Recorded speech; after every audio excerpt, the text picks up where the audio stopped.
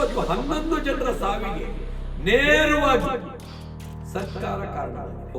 ಯಾವ್ಯಾವುದನ್ನೋ ಕಂಡಿಡಿಯವರಿಗೆ intelligence ಅವರು ಏನ್ ಮಾಡ್ತಾ ಇದ್ರು? 18 ವರ್ಷಕ್ಕೆ ಕಪ್ಪು ಬಂತು ಅಂತ ಬಿಟ್ಟು ಗಡಿಬಿಡಿಯಲ್ಲಿ ಆತುರದಲ್ಲಿ ಯಾವುದೇ ರೀತಿಯ ಇದನ್ನ ಪ್ರೊಟೆಕ್ಷನ್ ತಗೊಳ್ಳದೆ ಇವರು ಏಕಾಏಕಿ ಕಾರ್ಯಕ್ರಮ ಆಯೋಜನೆ ಮಾಡಿದ ಹಿಂದಿನ ಮರ್ಮವೇನು? ಕಾರ್ಯಕ್ರಮಕ್ಕೆ ಕರೆದು ಬಂದವ್ರನ್ನ ಕೊಂದು ಅಂತ ಹೇಳಿದ್ರೆ ತಪ್ಪಾಗಿರ್ತಿಲ್ಲ. ಮೊದಲಿಗೆ ಏನು 11 ಜನ ಅಸುನೀಗಿದ್ದಾರೋ ಅವರಿಗೆ ಶ್ರದ್ಧಾಂಜಲಿಯನ್ನು ಅರ್ಪಿಸ್ತೇನೆ. ಇದಾದ ನಂತರ ನೀವು ಕೇಳಿದ ಪ್ರಶ್ನೆ ಯಾರ್ದು ತಪ್ಪು ಅಂತೇಳಿ, ಪ್ರಥಮವಾಗಿ ತಪ್ಪು ಹುಚ್ಚು ಅಭಿಮಾನದ್ದು. ಹುಚ್ಚು ಅಭಿಮಾನ ಇರಬೇಕಂತೆ. ಅಭಿಮಾನ ಒಬ್ಬ ವ್ಯಕ್ತಿಗೆ ಕಿರೀಟ.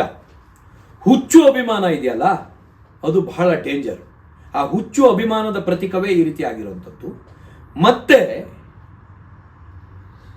ನಮ್ಮ ಸರ್ಕಾರ, ಆಡಳಿತ ಸರ್ಕಾರಕ್ಕೆ ಯಾವ ರೀತಿ ಯಾವ ಕಾರ್ಯಕ್ರಮಗಳನ್ನು ಹೊಮ್ಕೋಬೇಕು, ಯಾವ ರೀತಿ ಕಾರ್ಯಕ್ರಮವನ್ನು ಆಯೋಜನೆ ಮಾಡಬೇಕು ಅನ್ನೋದು ಸಾಮಾನ್ಯ ಜ್ಞಾನ ಮುಖ್ಯಮಂತ್ರಿಗಾಗಿರ್ಬೋದು ಅಥವಾ ಉಪಮುಖ್ಯಮಂತ್ರಿಗಳಿಗಾಗಿರ್ಬೋದು ಇರಬೇಕು. ಮತ್ತೆ ಮೂರನೇ ತಪ್ಪು ಪೊಲೀಸ್ ಇಲಾಖೆ. ಹಾಗಾದ್ರೆ ಗೃಹ ಇಲಾಖೆಗೆ ನೀವು ಅವ್ರದ್ದೇ ಆದಂಥ ಒಂದು ಟೀಮ್ ಇರ್ತದೆ, ಇದ್ರ ಬಗ್ಗೆ ಮಾಹಿತಿಯನ್ನು ಕೊಡುವಂಥ ಒಂದು ಟೀಮ್ ಇರ್ತದೆ. ಹಾಗಾದರೆ ಅದು ನಿಷ್ಕ್ರಿಯಗೊಂಡಿದೆಯಾ? ಆ ಟೀಮು ಅವರಿಗೆ ಸರಿಯಾದ ಮಾಹಿತಿ ಕೊಟ್ಟಿಲ್ವಾ? ಇಂಟೆಲಿಜೆನ್ಸಿ ಅಂತ ಕರೀತಾರೆ. ಇಂಟೆಲಿಜೆನ್ಸಿ ಟೀಮ್ನವರು ಸರಿಯಾದ ಮಾಹಿತಿ ಇಷ್ಟು ಜನ ಸೇರ್ತಾರೆ ಅನ್ನೋದು ಯಾವ್ದ್ಯಾವುದನ್ನೋ ಕಂಡಿಡಿಯವರಿಗೆ ಇಂಟೆಲಿಜೆನ್ಸಿಯವರು ಏನು ಮಾಡ್ತಾ ಇದ್ರು? ಇಲ್ಲಿ ಸತ್ತಿದ್ದು, ಈಗ ಸತ್ತೋರ್ದು ತಪ್ಪಿದೆ ಅಂತ ಹೇಳಿದೆ, ಇವ್ರದ್ದು ಅಧಿಕಾರಿಗಳದ್ದು ತಪ್ಪಿದೆ, ಇಲಾಖೆದು ತಪ್ಪಿದೆ ಮತ್ತು ಸರ್ಕಾರದ್ದು ತಪ್ಪಿದೆ, ಮುಖ್ಯಮಂತ್ರಿ ಉಪಮುಖ್ಯಮಂತ್ರಿ ಗೃಹ ಮಂತ್ರಿಗಳು ಎಲ್ಲರದ್ದು ತಪ್ಪಿದೆ. ಆದರೆ ಪಾಪ ಮನೆಯಲ್ಲಿ ಹೇಳ್ತಾ ಕೂತಿದಾರಲ್ಲ, ಅವ್ರದ್ದು ಏನು ತಪ್ಪಿದೆ? ಇವರ ಹುಚ್ಚು ಪ್ರೀತಿಯಿಂದ ಅಥವಾ ಮಾನ್ಯ ಡಿ.ಕೆ. ಶಿವಕುಮಾರ್ ಅವರಾಗಿರ್ಬೋದು, ಸಿದ್ದರಾಮಯ್ಯರಾಗಿರ್ಬೋದು, ಅವರು ಸರ್ಕಾರದಲ್ಲಿ ಏನೋ 18 ವರ್ಷಕ್ಕೆ ಒಂದು ಕಪ್ಪು ಬಂತು ಅಂತ ಹೇಳ್ಬಿಟ್ಟು 18 ವರ್ಷಕ್ಕೆ ಕಪ್ಪು ಬಂತು ಅಂತ ಬಿಟ್ಟು ಗಡಿಬಿಡಿಯಲ್ಲಿ ಆತುರದಲ್ಲಿ ಯಾವುದೇ ರೀತಿಯ ಇದನ್ನ ಪ್ರಿಕಾಕ್ಷನ್ ತಗೊಳ್ದೇನೆ ಇವರು ಏಕಾಏಕಿ ಕಾರ್ಯಕ್ರಮ ಆಯೋಜನೆ ಮಾಡಿದ ಹಿಂದಿನ ಮರ್ಮವೇನು? ನನ್ನ ಅನಿಸಿಕೆ ಪ್ರಕಾರ ಕರೆದು ಕೊಂದ್ರು ಅಂದ್ರೆ ತಪ್ಪಾಗ್ಲಿಕ್ಕಿಲ್ಲ. ಕಾರ್ಯಕ್ರಮಕ್ಕೆ ಕರೆದು ಬಂದವ್ರನ್ನ ಕೊಂದ್ರು ಅಂತ ಹೇಳಿದ್ರೆ ತಪ್ಪಾಗ್ಲಿಕ್ಕಿಲ್ಲ. ಅದನ್ನ ಇವರು ಇದು ಮಾಡಬೇಕಾಗತ್ತೆ.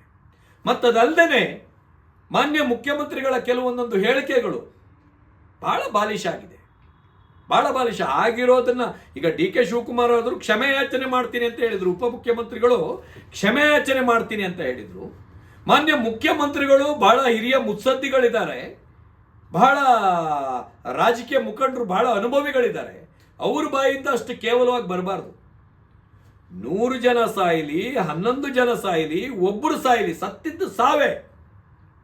ತಮ್ಮ ಆಡಳಿತ ಅವಧಿಯಲ್ಲಿ ಇಂಟೆಲಿಜೆನ್ಸಿ ರಿಪೋರ್ಟ್ ತಗೊಂಡು ಯಾವಾಗ ಕಾರ್ಯಕ್ರಮ ಮಾಡಬೇಕು, ಹೇಗೆ ಕಾರ್ಯಕ್ರಮ ಮಾಡಬೇಕು, ಕಾರ್ಯಕ್ರಮದ ವ್ಯವಸ್ಥೆ ಏನು ಮಾಡಬೇಕು, ಸಾಮಾನ್ಯ ಚಿಕ್ಕ ಪುಟ್ಟ ಕಾರ್ಯಕ್ರಮದಲ್ಲೇ ನಾವು 1 ತಿಂಗಳಿಂದ ತಲೆ ಕೆಡಿಸ್ಕೊಂಡಿರ್ತೇವೆ.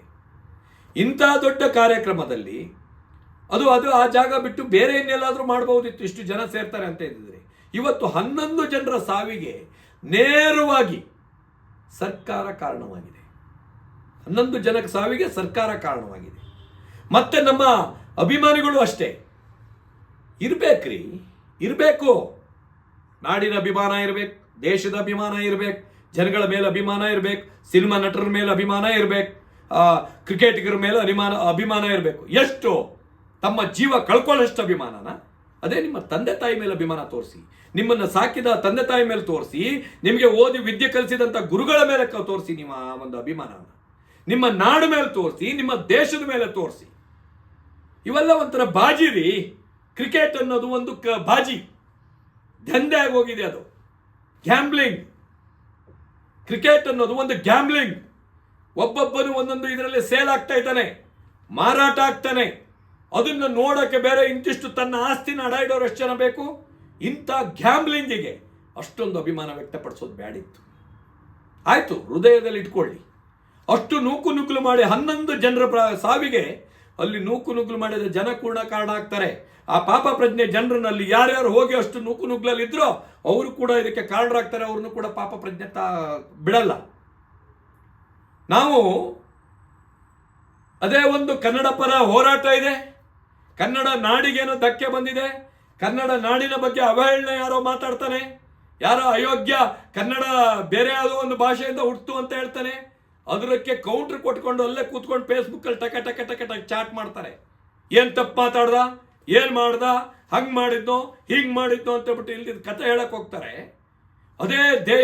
ಅದೇ ಇದೆ ಕ್ರಿಕೆಟ್ ಬಾಜಿ, ದುಡ್ಡು ತಗೊಂಡು ಆಡುವಂಥದ್ದು ಬಾಜಿ. ಅದ್ರ ಬಗ್ಗೆ ಅದರ ಪರವಾಗಿ ಅಷ್ಟೊಂದು ಜನ ಹೋಗಿ ಕಾಲು ತುಳಿತವಾಗಿ ಸಾವಿಗೀಡಾಗ್ತಾರೆ ಅಂತ ಹೇಳಿದ್ರೆ ನಾವು ಇನ್ನೂ ಎಲ್ಲಿದ್ದೇವೆ? ನಾವು ಎಷ್ಟು ಹಿಂದುಳಿದಿದ್ದೇವೆ? ನಾವು ಯಾವಾಗ ನಾವು ಈ ನಾಡಿನ ಒಂದು ಐಕ್ಯತೆಗೆ ಬರ್ತೇವೆ, ಈ ಮುಖ್ಯವಾಹಿನಿಗೆ ನಾವು ಯಾವಾಗ ಬರ್ತೀವಿ ಅನ್ನೋ ಒಂದು ಪ್ರಶ್ನೆ ನಮ್ಮನ್ನು ಕಾಡ್ತಾ ಇದೆ. ಇವತ್ತು ಇವರೇನೋ ಬಂದ್ಬಿಟ್ರು, ನೂಕು ನುಗ್ಲ ಸಿಕ್ಬಿಟ್ರು, ಅಭಿಮಾನಕ್ಕೆ ಸಿಕ್ಕಿ ಪ್ರಾಣ ಕಳ್ಕೊಂಡ್ರು. ಇವ್ರ ಮೇಲೆ ಜೀವ ಇಟ್ಕೊಂಡಿರುವಂತ ಮನೆಯವ್ರು ಏನ್ ಮಾಡಬೇಕು? ಇವ್ರ ಮೇಲೆ ಪ್ರಾಣನೇ ಇಟ್ಕೊಂಡಿರುವಂತ ಹೆಂಡತಿ ಏನ್ ಮಾಡಬೇಕು? ತಂಗಿ ಏನ್ ಮಾಡಬೇಕು? ಅಕ್ಕ ಏನ್ ಮಾಡಬೇಕು? ಭಾವ ಏನ್ ಮಾಡಬೇಕು? ಅಪ್ಪ ಏನ್ ಮಾಡಬೇಕು? ಅಣ್ಣ ಏನ್ ಮಾಡಬೇಕು? ತಂದೆ ತಾಯಿನ ನೋಡ್ಕೊಳ್ಳೋರು ಯಾರು? ಇಂಥ ಒಂದು ಇಷ್ಟೊಂದು ದುರಭಿಮಾನ, ಅಂಧಾಭಿಮಾನ ಯಾವುದಕ್ಕೂ ಒಳ್ಳೇದಲ್ಲ. ರಾಜಕಾರಣಿಗಳ ಮೇಲೂ ಒಳ್ಳೇದಲ್ಲ, ಸಿನಿಮಾ ನಟರ ಮೇಲೂ ಒಳ್ಳೇದಲ್ಲ, ಇಂಥ ಕ್ರಿಕೆಟ್ ಮೇಲೂ ಕೂಡ ಇಷ್ಟೊಂದು ಅಂಧಾಭಿಮಾನ ನಮ್ಮ ಪ್ರಾಣದಕ್ಕಿಂತ ಹೆಚ್ಚೇನ್ರಿ ಅದು? ಯಾಕೆ ಈ ರೀತಿಯಾಗಿ ಜನ ತಪ್ತಾ ಇದ್ದಾರೆ?